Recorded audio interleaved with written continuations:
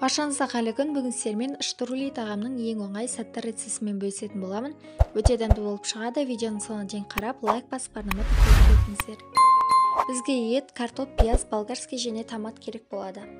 Ең бірінші етімізді қызып тұрған майда жақсылап қуырып аламыз. Үстіне туралған пияз бен болгарскийді қосып қуырамыз.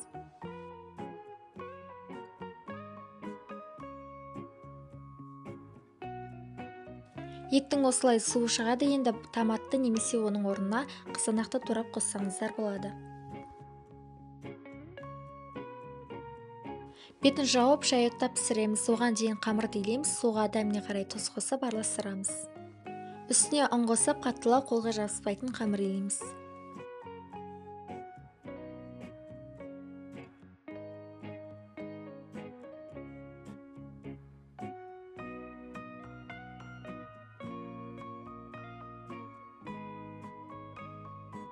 Дайын болған қамырдың бетін жауып, оны 5 минутқа демалдырып қоямыз. 15 минуттан кейін қамырымызды алып, жұп-жұқа етіп жаямыз.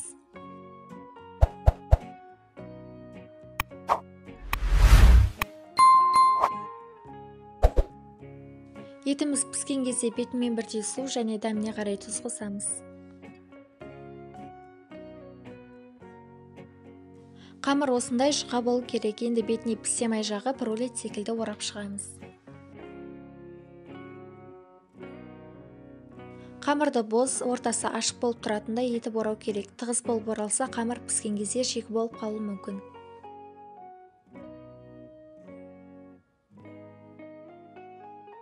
Қамырды видеодағыдай етіп кесіп шығамыз.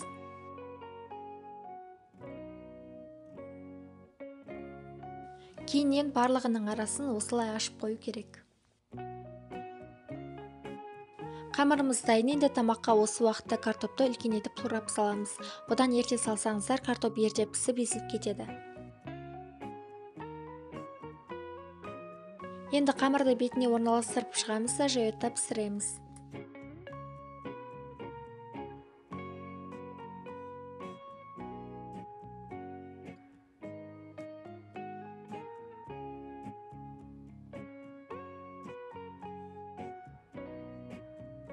Осымен штрули тағамы дайын болды. Өте дәмді болып шығады. Міндетті түрде жасап көріңіздер. Видео ұнаса лайк басып, арнама тіркеліп кетуді ұмытпаңыздар. Әлде көп рецепттер болады.